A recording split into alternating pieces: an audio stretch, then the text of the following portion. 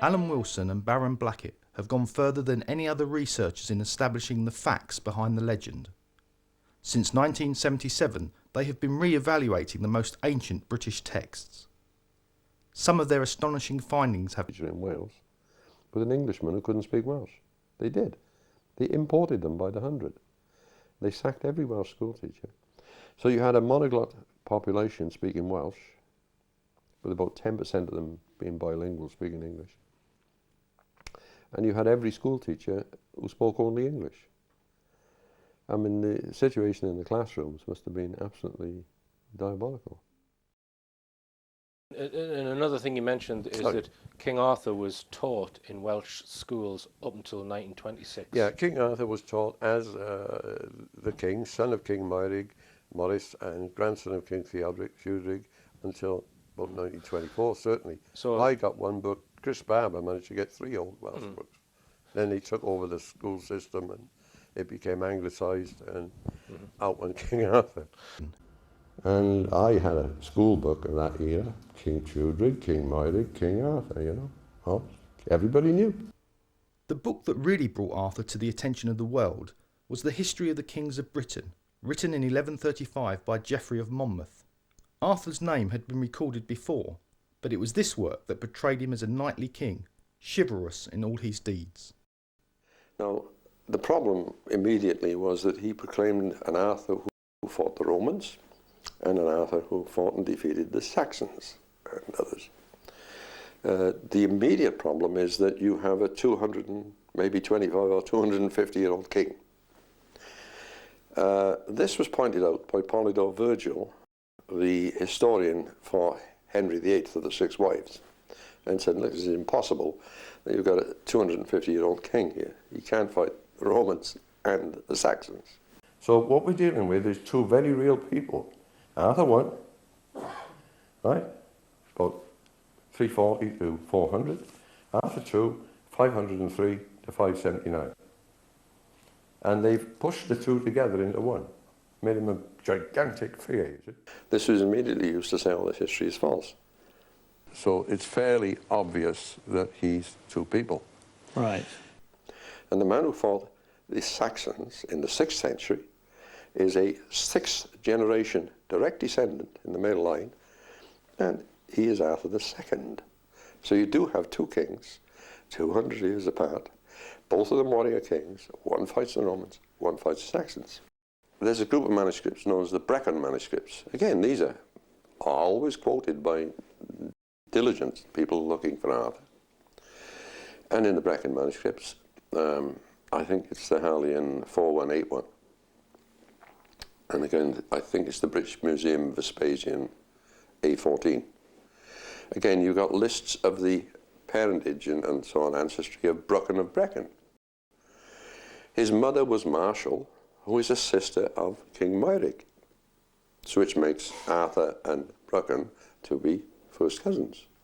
And then it goes back, King Tudrig, King Tithfalt, Theodosius, all the way back to Arthur I and Magnus Maximus. And in this way, we know more about our ancestors in Britain than they are your ancestors. Just because kept in Wales doesn't mean a damn thing, right? They're all our ancestors, and we know more about them than any other country in Europe. Their search now took them to Cardiff and to the site of one of the oldest cathedrals in the country. With a mixture of the old and new, its windows clearly demonstrate its links with King Arthur of Glamorgan. Its ancient charters, republished by Alan and Baram in their book called The Charter of the Kings, established without doubt the dynasty of the Glamorgan kings. But what did these charters tell them? They list the kings, and they list the king's family, his brothers, his sons and some of his daughters and cousins and nephews and so on. Because these people are the nobility and they attend important land granting ceremonies with the church. On the church side you get the bishop, usually the 3 local abbots and their senior clergy. But what is happening, as the charters go on down the centuries, a king dies and the bishop serves the next king, or the bishop dies and another one comes in, and they overlap each other. And so you can get a clear picture of who was who by linking them together in this overlapping fashion down the centuries. And you also see the sons coming in as witnesses and later becoming kings themselves and so on, witnessing these charters. And so it's possible to create a pretty extensive who was who for the entire period of around 400 to 1100. Be it known to the clergy and people of southern Britain that Arthurius, king of the region of Gwent, granted to God and to St Duffrig and St Tylo, and in the hand of Bishop Comrig, the Church of Simvark. Now from this one charter alone, and there are others, it's patently obvious that Arthur succeeded King Moiric as king. These charters and the lists of kings which can be extracted can then be compared with lives of the saints. All the saints were royal and noble people. You couldn't be a saint unless you were royal, you see. And obviously saints had mothers and fathers and brothers and sisters and so on, and saints also married. They didn't believe in celibacy like the Roman Church. And so you have the lives of the saints give you further linked genealogies, which link in with the land of charters. One such saint is Tylo, who was a son of Marshall and a cousin of Arthur. His tomb is in Llandaff, as is St Duffrig's, the bishop who crowned Arthur. Though many have tried to dismiss these charters, these tombs are just one small piece of the jigsaw that demonstrate that these people were real. We take this exhibition a little further. We know that Magnus Maximus, who was Emperor of the West, 383 to 88, had two wives, Kindrek, the mother of Arthur I, and descendants. Helen, daughter of Udaf, and descendants. All well known, all well publicised. So King Arthur, either Arthur I or Arthur II, are not isolated, unknown people, a wandering Goth, and a leftover Roman. They are kings of a mighty dynasty. They've got ancestors, they've got descendants, they've got cousins and brothers and uncles and aunts and all sorts. And this is only a fraction of what we know and what's known to everybody else. So you've got Arthur I and his descendants coming down to Arthur II. Arthur I, Tathel, Tlythfald, Tudrig, Moiric, Arthur II. A bringing together of the imperial lines of Britain. And so the idea that he's unknown is inconceivable. You either have done no research, no work whatsoever, and you know nothing at all to say that, or alternatively, you're simply not telling the truth. Hal Dar, or Hal the Good. Around 920 AD, a king list was drawn up for the wedding of his son, Prince Owen. This document, called the Harleian 3859, still survives today in the British Museum. The first real clue on this comes in the most famous of British manuscripts, is the Harleian 3859. And there are king lists. And list number 4 starts off with Masken Wedig, who is Magnus Maximus. It contains the names of both Arthurs. 383, the armies of the British invaded Gaul. The general of Magnus's armies was his son Arthur.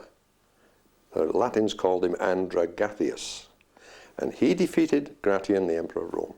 He defeated Gratian in battle at Soissons, which they called the Battle of Sassy in Geoffrey of Monmouth, chased him to Lyons, Lugdunum, invited him to a meal and executed him. They defeat Gratian. Arthur chases Gratian down to Lyons and invites him to supper and kills him. So Magnus becomes Emperor of Rome and the West. And there's a mosaic in the Modena Cathedral, about 1100, showing the siege of Paris by Arthur and his men, and that is Arthur I. Crosses into the Balkans, and he's now confronted with the Emperor Theodosius of the East. And two big battles are fought, one at Sisica, on the Sisica River, the other at Poetovio.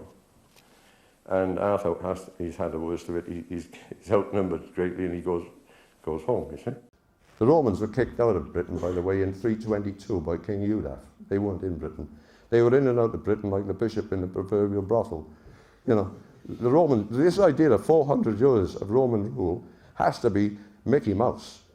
It's a joke. It has no truth whatsoever. And you've also got the folktale of Guy of Warwick. Guy in Welsh is Gwir, means the man of Warwick, you see. And that again tells the exact story of Arthur I. And he has sons, and presumably daughters. They were finally defeated in the Balkans, two big battles in what is now, or was Yugoslavia. They're changing it now, aren't they? Yes, Croatia and a battle on the Sisika Slovenia River, Sisa, and a battle at Poitovio. And Arthur had to withdraw back, and a surprise move by Theodosius, the Emperor of Constantinople, captured Magnus at Ravenna. And My that was the end of namesake. it. So what was Arthur I's territory that he ruled? His territory would have been the Midlands of England, Warwickshire and across there, Shropshire, maybe as far as Leicester, and North Wales, Powys, because there wasn't a Wales in England then, it was just Britain.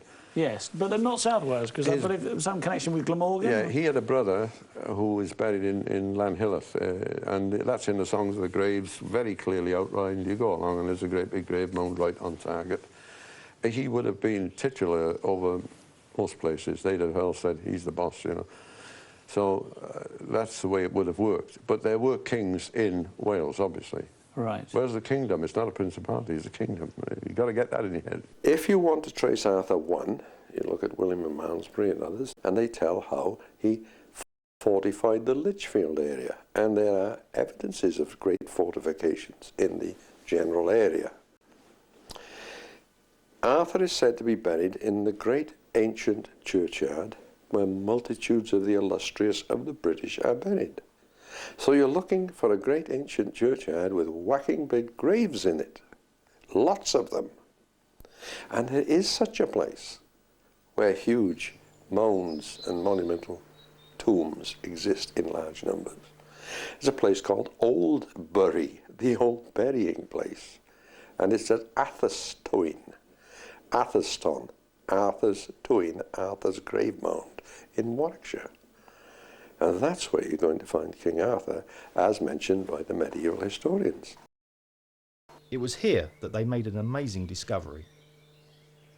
And it was with the prod method of prodding that we found several things, but with this prod method, we hit a stone.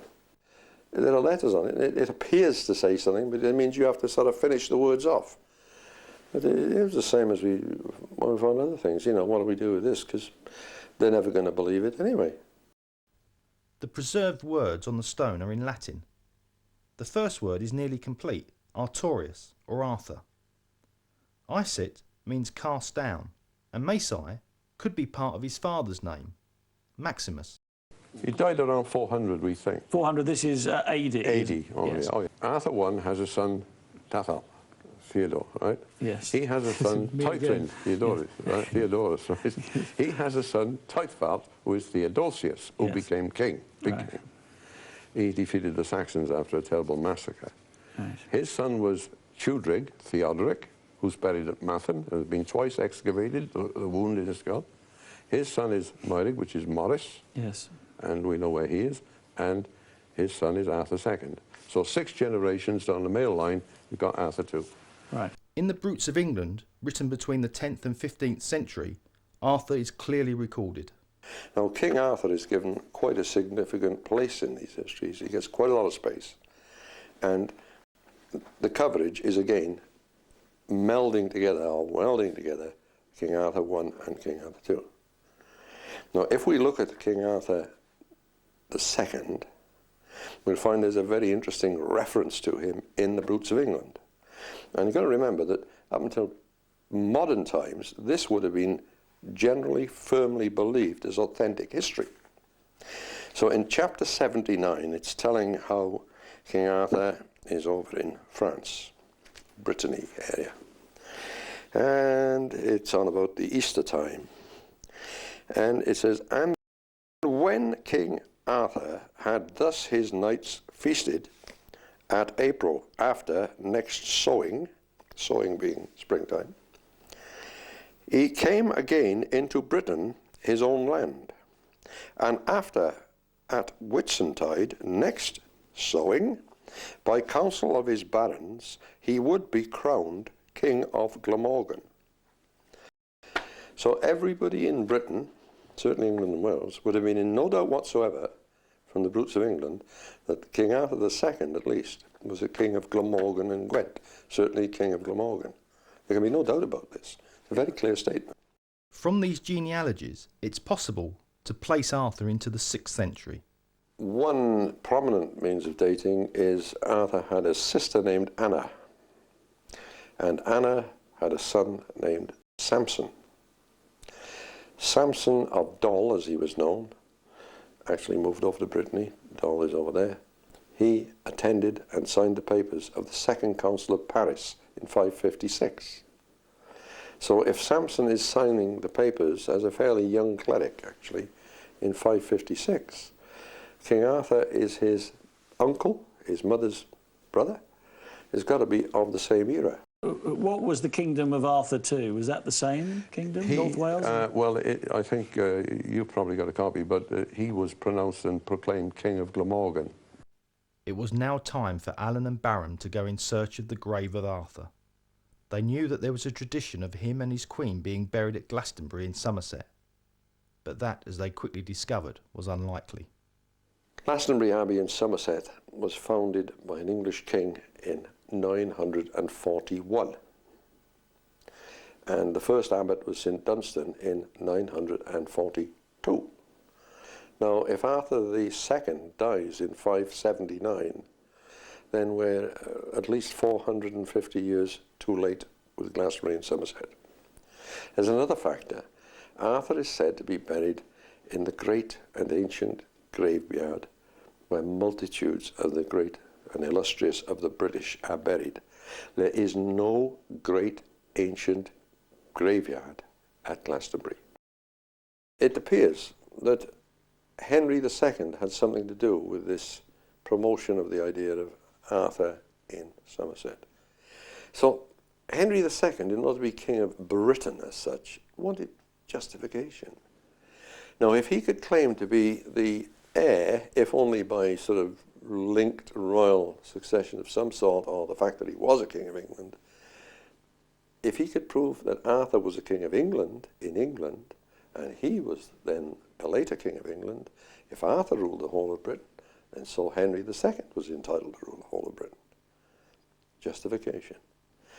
And so it looks as if he prompted his cousin, at Glastonbury, the abbot, to dig up Arthur at Glastonbury, and that would provide Arthur being out of Wales, away from Wales, and into England. Arthur's an ancient English-British king, and therefore Henry II is entitled to rule Wales, Scotland, and England. Very simple. If Arthur, King of Glamorgan, was not buried at Glastonbury, then where was his grave? Alan and Baram knew that the histories were the key, and that they were pointing to a place called Caer Caradoc. There were other clues to its location, but find Caer Caradoc, they reasoned, and you find his grave. In King List 28, there is mention of a Glamorgan king called Arthuriz or Arthmau, a 6th generation descendant of Arthur I. You get a line of princes. You get a son of Arthur I, Tathal, then Taithrin the Subtle, Taithfalt or Theodosius, Tudrig, Theodoric, Meurig, Maurice, and then Meurig's son, Arthur II. And so you've got two Arthurs very clearly exhibited. These are not hidden. You find them clearly in the manuscript evidences that everybody else uses when they're writing about British history. So they're harder to miss than they are to find. Why is it then that we have all this sort of weird King Arthur industry, and there's people get saying, oh, he's in Glastonbury and somewhere, you know, in Cornwall, and and they've mixed them all together. If it's so in the records, why has no one else found them? Well, religious and political, manoeuvring for various, reasons. What we're going to do, subsequent to this, is to go out into the field, as university people like to say. We're going out to show how to trace the grave of Arthur II. We know that King Tudrig, his grandfather, was an Uther Pendragon, but we also know that he's buried in Mathen Church, where he's been dug up twice, 1609 and 1881. But we've got an Uther Pendragon buried at a place called Caer Caradoc in the late 6th century. Now, this is not an obscure reference. We've got 168, there were 167, but another one's been found a year ago, 168 copies of the Brutes of England, the manuscript handwritten. And they say Uther Pendragon is buried at Caer Caradoc. It can't be the Uther Pendragon Tudrig, he's at Mathen, and it's towards the end of the 6th century. So, to us it's logical this is probably the Uther Pendragon Arthur. Similar information of an Uther Pendragon buried in the Giant Circle at Caer Caradoc exists in Matthew of Westminster. It's supplemented and it's reinforced by evidence in the Brut of Tysilio, in the Brut of Griffith ap Arthur, and in several Dark Age 6th century poems in Wales. So we've got a massive evidence about this. What we're trying to say is, who is the Uther Pendragon? It clearly has to be Arthur. One of the problems has been is, how do you identify Caer Caradoc? Nobody appears to have bothered to find out. It hasn't been the subject of any research. The medieval said, well, there's a great circle at Caer Caradoc. Stonehenge is a great circle, that'll do, or Avebury. Well, Stonehenge is not the place, neither is Avebury. Caer means castle, the castle of Caradoc. Now we've got in Mid Glamorgan a big fortress mountain. It's called Fortress Mountain, Monteguy, and on it we have some strange things. We've got St. Peter's Church in ruin. The thing about St. Peter's Church is that it appears in the ancient Welsh histories as a place where Merddin Emrys meets the ambassadors of Vortigern. At Caer Caradoc we have Mynwent y Milwyr on this long mountain. Now Mynwent y Milwyr was built by Emrys Werig around 470. He buried all the 363 major British nobles